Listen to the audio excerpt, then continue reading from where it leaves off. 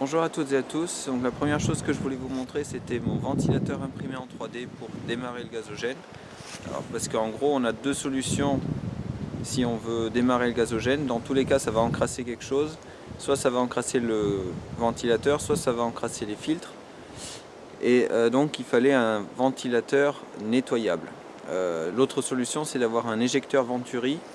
Mais lui, il va nécessiter un compresseur pour pouvoir fonctionner. Donc il a l'avantage de ne pas s'encrasser, de ne pas avoir de partie mobile à l'intérieur. Mais l'utilisation d'un compresseur, ça me dérange parce que ça consomme beaucoup d'électricité. Et mon but, moi, c'est de pouvoir justement générer de l'électricité quand j'en ai pas assez.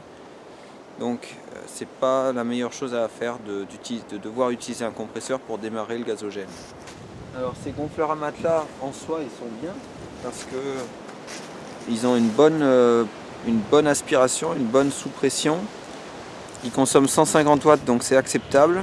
Donc le moteur, c'est un moteur de cette taille-là. Il y a un énorme boîtier derrière, là je vous l'ai pas emmené, mais ici, là, il y a un énorme boîtier. En fait, c'est juste le moteur qui vient se loger ici. Ils sont pas démontables, et ça c'est problématique à cause du goudron qui va se mettre dedans. Donc là, je l'ai découpé, celui-ci. Il fonctionnait plus parce que le ventilateur il se mettait à tourner sur l'axe ici. Donc c'est un axe lisse.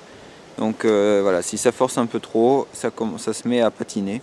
Et ils ont l'inconvénient aussi d'avoir ici sur le moteur, il y a des petits trous pour aspirer de l'air pour venir refroidir le moteur.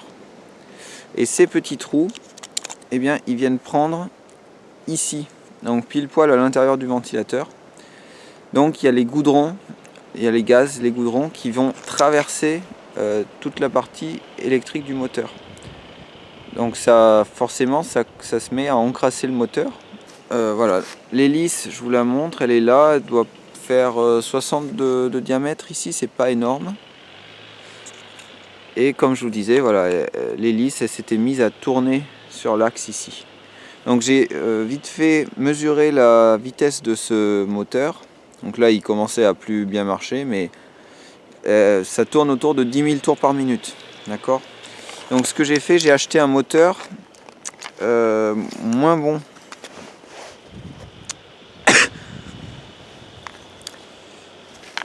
Donc ce que j'ai fait, c'est que j'ai acheté un moteur sur AliExpress qui tourne moins vite. Voilà. Donc ce que j'ai fait, j'ai acheté un moteur sur AliExpress. Donc c'est les moteurs standards qu'on trouve, que Chaillot Barnabé il utilise aussi, qui est plus gros mais qui n'a pas ces ouvertures de refroidissement. Mais par contre il tourne qu'à 3500 tours minute sous 12 volts. Donc on va voir si c'est suffisant pour démarrer le gazogène. Je vous montre là le modèle de ventilateur que j'ai. Là je vous montre rapidement comment il se démonte. Donc il y a juste ça qui s'enlève et ensuite donc là il y a des trous pour visser. Et ensuite en gros ça se tourne et ça se défait. Ouais, alors là l'hélice j'ai dû la raboter un peu parce que elle était trop longue en fait, elle frottait. Voilà, c'est pour ça qu'elle est un peu dégueulasse là. Voilà. Et donc c'est démontable. Les gaz ne passent pas par le moteur, donc au pire on peut changer les parties et on peut nettoyer. Voilà. Donc il y a juste un petit souci, c'est qu'il n'est pas étanche. Donc pour ça je vais mettre de la pâte autour. Et puis on verra si on peut l'utiliser pour démarrer le gazogène malgré le fait qu'il ait moins de pression. Voilà, donc c'est ce mélange là que je vais mettre en premier. Et le bois là, c'est du tremble, donc c'est un peu comme le peuplier. Je l'avais fait sécher en été, et là je l'ai remis un peu près du feu à l'intérieur pour qu'il ressèche. Parce que mine de rien, ça doit reprendre quand même l'humidité en hiver, même si c'est stocké à l'abri. Donc là j'ai bien de la fumée qui sort. Au début j'avais peur que en fait, le ventilateur soit pas assez puissant, mais si. Alors j'imagine que ça brûle pas encore. Non, c'est de la vapeur d'eau.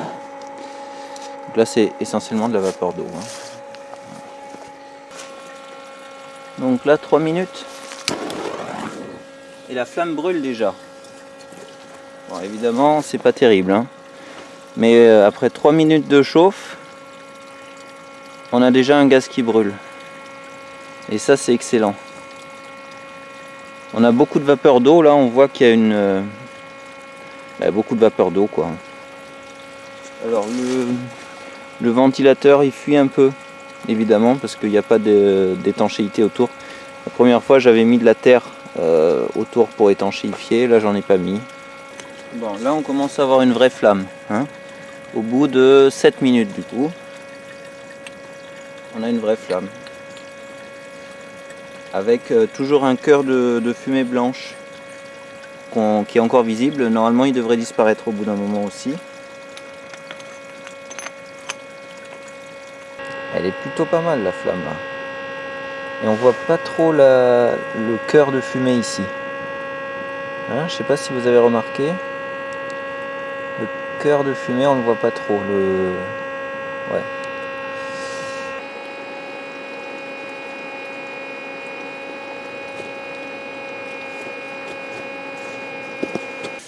Et une autre chose dont je voulais vous parler, je vais vous mettre une vidéo là. C'est si on aspire trop de gaz trop fortement, parfois la flamme elle devient orange, enfin pas jolie. Alors que si on y va doucement, la flamme elle est bleue, même sans filtration. Donc ça c'est là dans la vidéo c'est sur un modèle Drizzler. Hein. Donc c'est en gros ce qu'utilise Olivier Guérin, mais en modèle très petit. Donc là je crois que c'est un diamètre 80.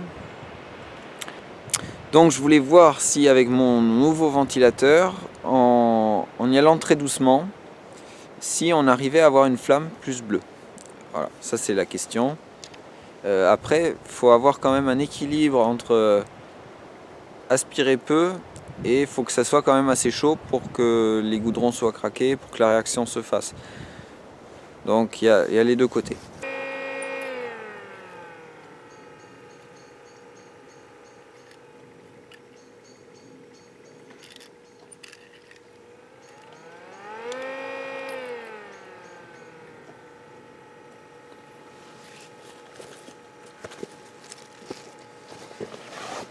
Bon, pour finir, on va essayer de rester sur cette taille de flamme là et voir si le gazogène tient.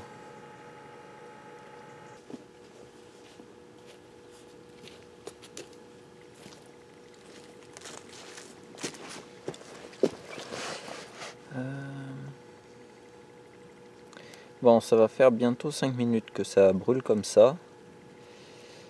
La flamme a l'air de devenir un petit peu plus petite et un petit peu plus bleue alors que j'ai remis du bois, enfin enfoncé le bois. Je vais re-enfoncer un peu le bois et ensuite je rallume le ventilateur à fond. On va voir si ça marche encore.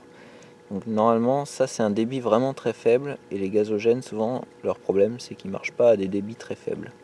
Celui-ci avec toute l'isolation qu'il a, ça marche plutôt pas mal.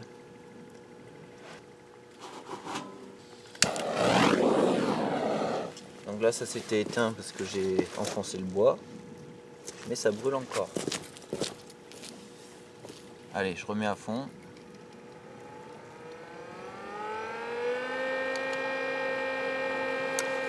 Et effectivement, la flamme est pas trop orange ici, elle est plutôt bleutée.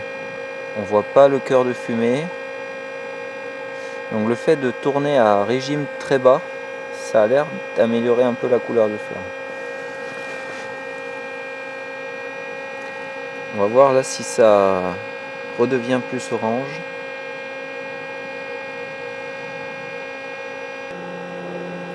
Bon, j'ai l'impression que c'est un petit peu plus orange, mais ça reste bleuté au début là.